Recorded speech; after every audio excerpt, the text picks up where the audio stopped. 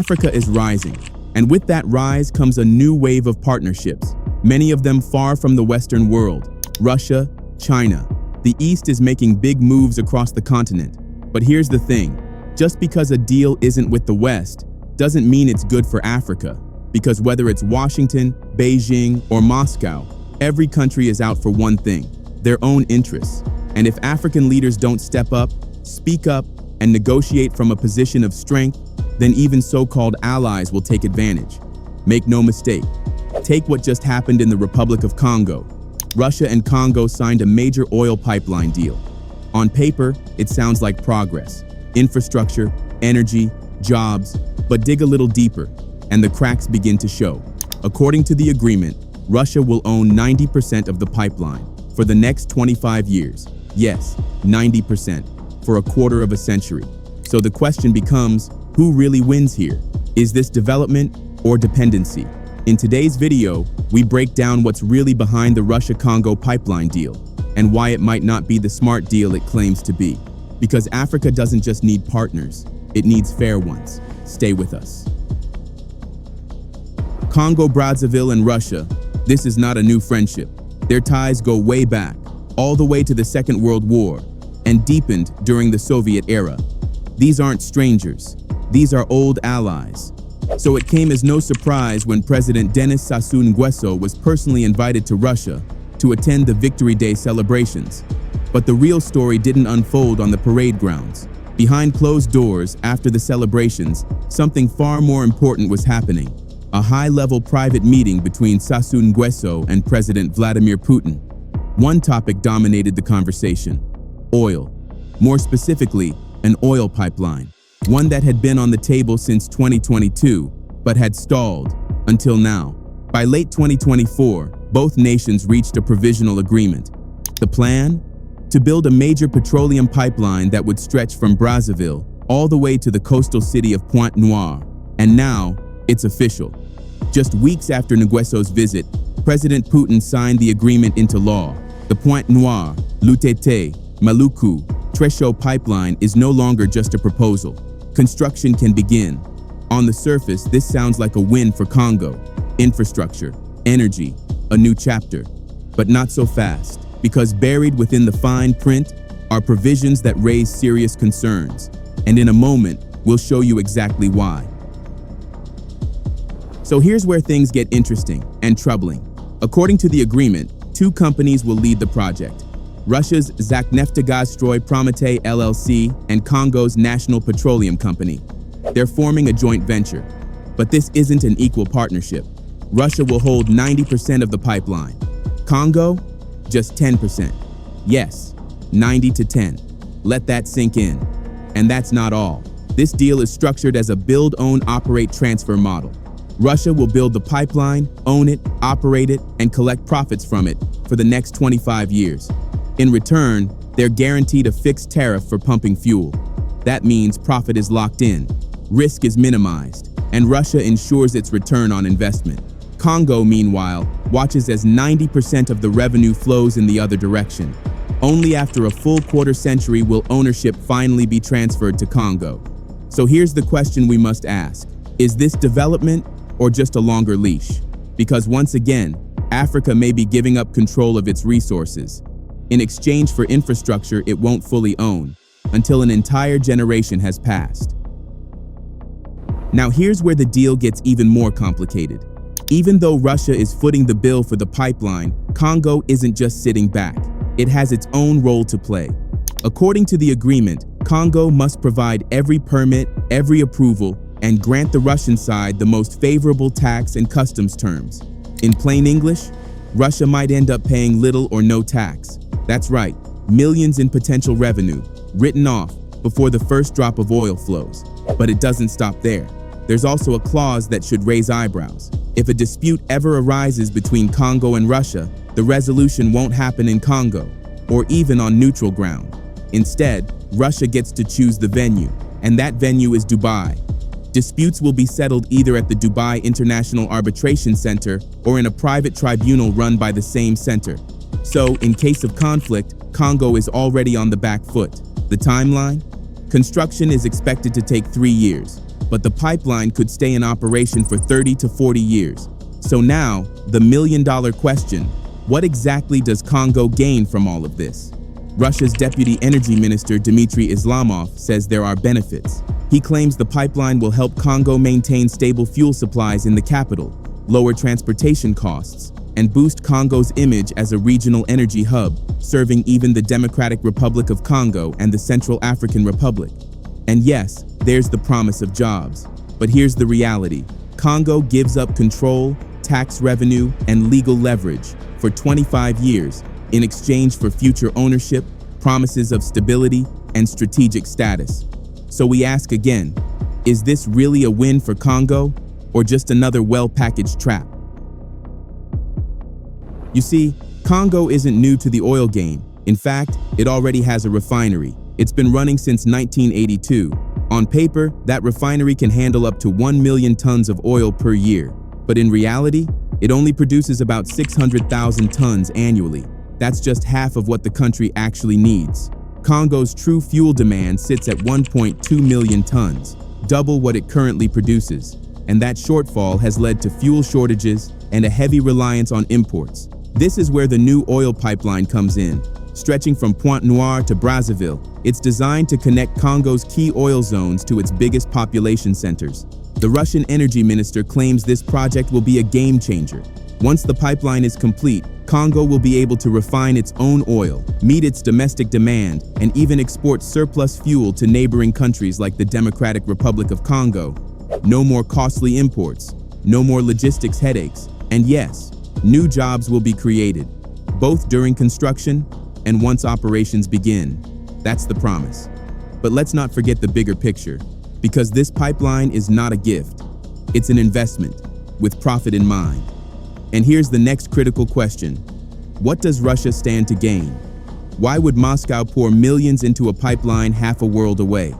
That's what we'll unpack next, because behind every deal, there's always a deeper strategy. For Russia, this pipeline deal is far more than a business transaction. It's a strategic victory. By securing this agreement, Moscow expands its high-tech exports, creates a sanctions-proof corridor for distributing petroleum products, and positions itself as a central energy player in Central Africa. In other words, while the West tries to choke Russia's oil trade with sanctions, this deal opens a back door, allowing Russian fuel to move freely in a region that's outside Western control. But while some may see this as a mutually beneficial partnership, the truth is, Russia clearly walks away with more. Let's start with the most obvious issue, the equity stake. Although this is called a joint venture, Russia owns 90%. Congo owns just 10%. How is that fair? Think about it.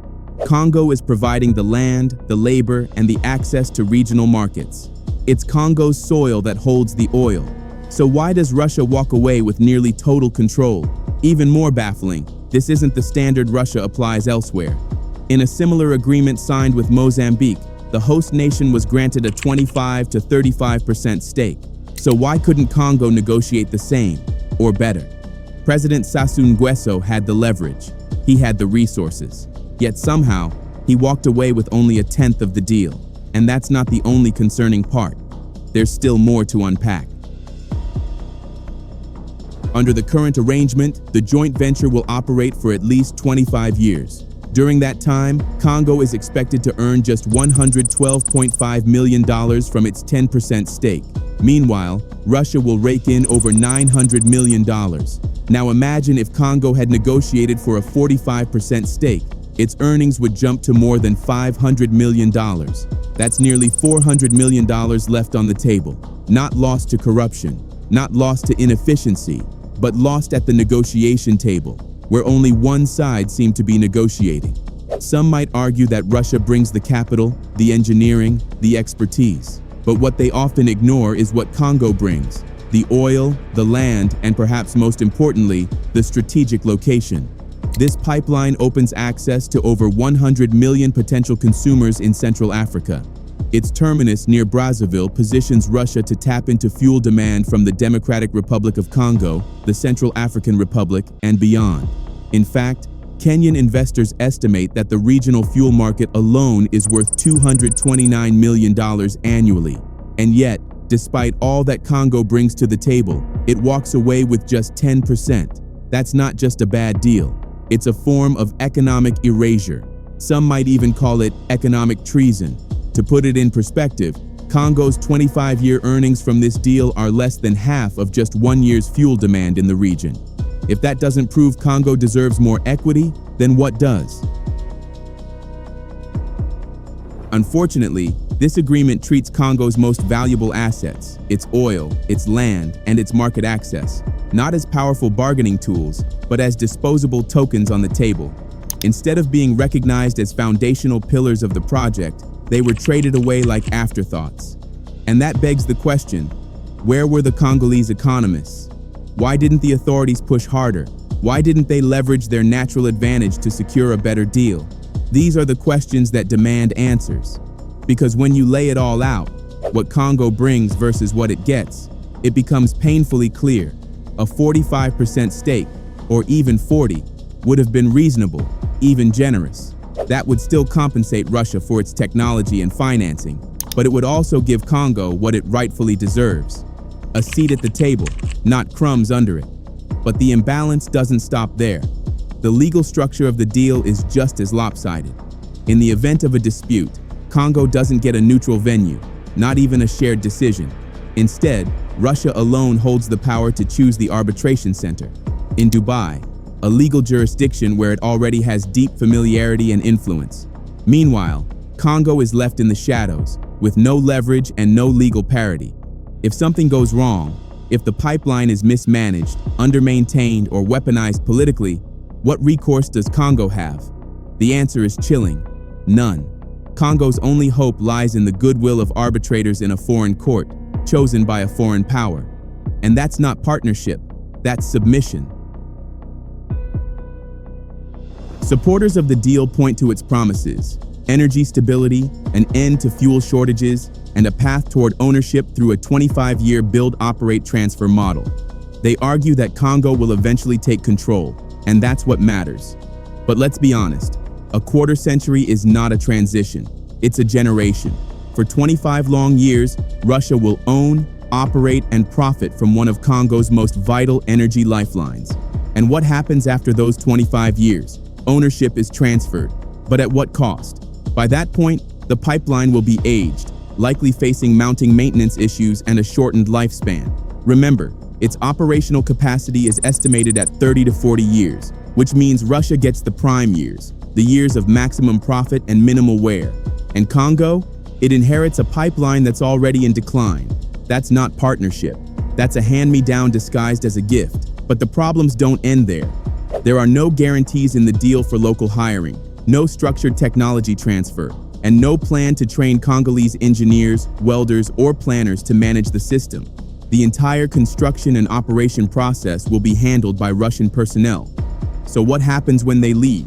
What happens when the keys are handed over and there's no one left in Congo trained to run the system? The truth is hard to swallow. This isn't a joint venture. It's not about development. It's about control. This deal creates dependency by design, and that's something the Congolese people cannot afford. But the true cost of this deal isn't just financial or legal, it's geopolitical. In 2025, aligning so closely with Russia is like walking straight into a storm, eyes open. Since the invasion of Ukraine, Europe has cut its dependence on Russian fossil fuels by over 90%. The West has drawn a hard line: collaborate with sanctioned Russian entities, and there will be consequences. And yet, here stands Congo, signing a long-term, high-profile infrastructure deal with Moscow. A deal that places the country not in the spotlight of progress, but under the magnifying glass of international scrutiny. Behind the scenes is a name few know: Alexander Ilyin, the mysterious figure behind Russia's Zakneftegazstroy Prometay. While the world watches the handshake between presidents, Ilyin remains in the shadows, quietly pulling strings, raising unsettling questions about the deeper motives driving this deal. What's the end game? Who really benefits? And at what cost? By tying itself to a sanctioned Russia, Congo is not inviting partnership, it's inviting isolation.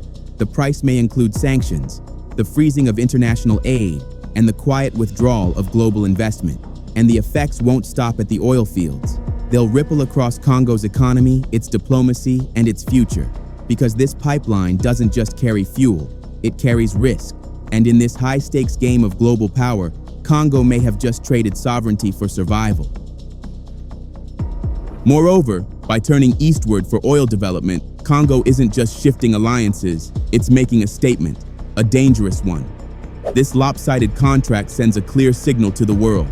Congo is willing to trade transparency for expediency and sovereignty for silence, or worse, for bribes. It's a message that undermines not just economic independence, but the future of the Congolese people. Russia, on the other hand, isn't just walking away with oil profits, it's walking away with leverage. This pipeline gives Moscow a foothold in Central Africa, a base for geopolitical influence, disinformation, and shadow diplomacy. This isn't just a pipe for petroleum, it's an instrument of power. And now, with the full picture in view, one truth becomes clear. This deal is not a smart one. If Congo's leaders had the nation's interest at heart, they would reject it, or at the very least, renegotiate and demand what Congo truly deserves. But will they? We doubt it, because this isn't just about poor negotiation. It's about corruption at the top. For nearly 40 years, President Denis Sassou Nguesso has ruled Congo with an iron grip. One of Africa's longest ruling leaders, he has consolidated power, amended the constitution, and silenced dissent. In 2015, he changed the law to remove the age limit for the presidency, just so he could stay in power. And in 2021, he won yet another election, despite widespread boycotts, bribery, and voter suppression. This is not democracy, this is dynasty. And under such a regime, national resources are no longer public assets, they're personal currency. So when Congo signs away its future for 10% of its own pipeline, we shouldn't be surprised, but we should be angry, because the people of Congo deserve better. But that's just the tip of the iceberg when it comes to President Denis Sassou Nguesso's corruption. In 2019, a whistleblower from the oil trading giant Governor Group came forward with explosive allegations. According to The Insider, President Sassou Nguesso, his wife, his son, and a senior minister received over $15 million in bribes, all to secure Congolese oil contracts. The response? Denial, as always. And to this day, no one knows where that money went. Not a single official has been held accountable, but the paper trail doesn't end there.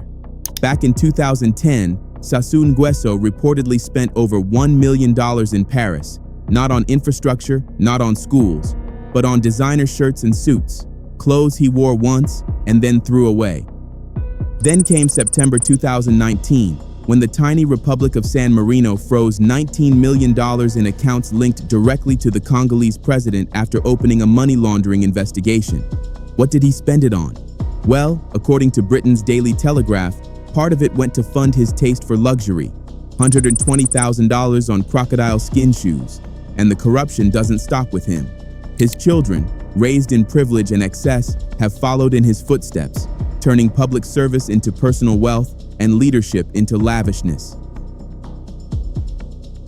The corruption didn't stop with President Sassou Nguesso. It became a family tradition. In 2017, his daughter Julienne and her husband Guy Johnson were placed under formal investigation in France. The charges? Money laundering and misuse of public funds. French authorities were trying to trace the source of the money used to purchase 2 luxury properties in Paris. The suspicion? That the funds were siphoned directly from the Congolese treasury. Just months later, Global Witness uncovered even more disturbing evidence. Julienne's brother, Denis Christel Sassou Nguesso, had allegedly embezzled over $50 million in state funds for his personal use. Not to build schools, not to pave roads, but to fuel a lifestyle of obscene wealth and privilege. At the time, both Denis Christel and his sister Claudia were serving as members of parliament in Brazzaville, elected officials living off the very people they were supposed to represent. And in 2021, the nepotism reached new heights. President Sassou Nguesso appointed Denis Christel as a cabinet minister, rewarding his son with more power, more influence, and even more access to public money. This is not just a corrupt administration, it's a dynasty built on plunder, and every pipeline deal, every backroom agreement, every stolen dollar comes at the expense of the Congolese people. This appointment likely means one thing. President Sassou Nguesso is grooming his son to succeed him. He's not ready to leave power. Not now, not anytime soon. And when he finally does, it won't be the people who choose his replacement. It'll be his bloodline. And if that happens, would anyone really be surprised? We've seen it before. Omar Bongo and Ali Bongo in Gabon. A dynasty passed down like an inheritance. Power treated like a family business. While President Denis and his family live in luxury, the people of Congo-Brazzaville live in fear and poverty. And that's the real tragedy. This is Africa's third largest oil producer. And yet, hospitals are crumbling, schools are underfunded, and jobs are scarce. The problem isn't just how long he's been in power. If he had used that time to uplift the people, build infrastructure, reduce poverty, raise living standards, then maybe, just maybe, the people wouldn't want him to leave. But instead, they've been left behind. And now, many have given up hope. They've accepted their fate under a government that serves itself, not the people. That's why it's hard to believe this president will ever negotiate a fair deal for Congo. Even that 10% pipeline stake, it'll likely end up in his private bank account, not in public hands. The only way forward, the only hope, is new leadership. A leader who puts Congo first, who fights for better deals, for real equity, for dignity. What do you think? Let us know in the comments below. And if you believe the people of Congo deserve better, like this video, share it, and subscribe to our channel. Because it's time we start talking about the truth. And the truth is, Congo deserves more.